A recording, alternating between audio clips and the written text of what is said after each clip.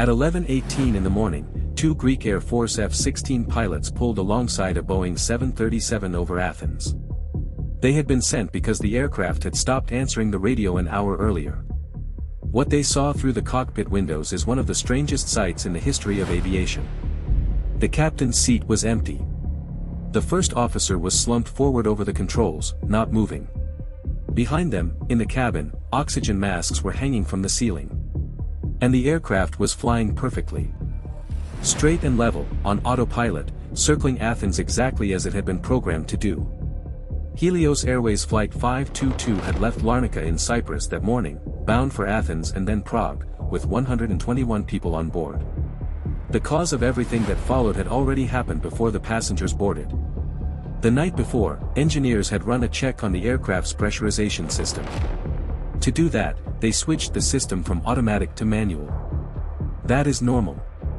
What was not normal is that when they finished, it was never switched back. And nobody caught it. Not the engineers signing off the work. Not the crew during the pre-flight inspection. Not during the before-start checklist, or the after-start checklist, or the before-takeoff checklist. The switch was checked, on paper, 3 separate times. The aircraft took off with its pressurization system doing nothing at all. As it climbed, the cabin climbed with it. Passing 12,000 feet, a warning horn sounded in the cockpit. And here is where the design of the aircraft turned a mistake into a disaster.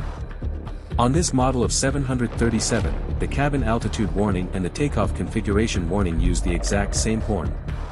The same sound. On the ground, that horn means the aircraft is not set up correctly for takeoff. In the air, it means the cabin is losing pressure and you have minutes to act.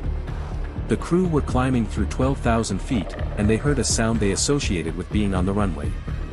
They believed it was a false warning. They started troubleshooting the wrong problem. In the recordings, you can hear the captain calling the company operations center on the ground, asking questions about cooling fan warning lights. The engineer on the other end asks him where the circuit breakers are. He does not answer the question. He asks it back. By that point the aircraft was above 18,000 feet and hypoxia had already begun. It does not feel like suffocating. It feels like calm. Judgment goes first, then vision, then consciousness, and the person experiencing it does not notice any of it happening. The passenger masks deployed automatically at 14,000 feet, exactly as designed.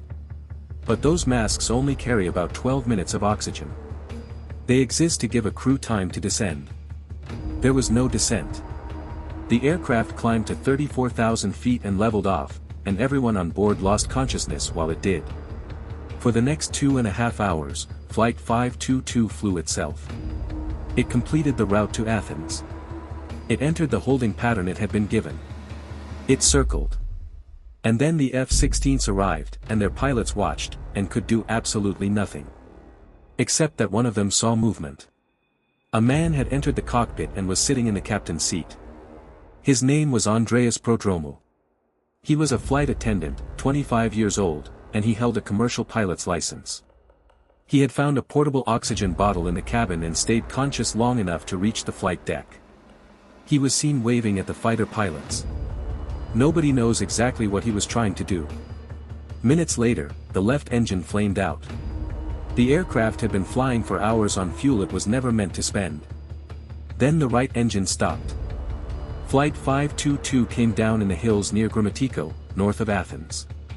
All 121 people on board died. It remains the deadliest aviation accident in Greek history. The investigation did not blame a single person, and that matters.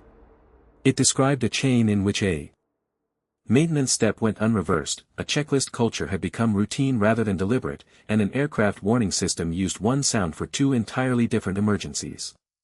That last point was changed. On later aircraft, the cabin altitude warning is now distinct and unmistakable. Every pilot flying today is trained on the fact that hypoxia does not announce itself, and that the first thing you lose is the ability to know you are losing anything at all.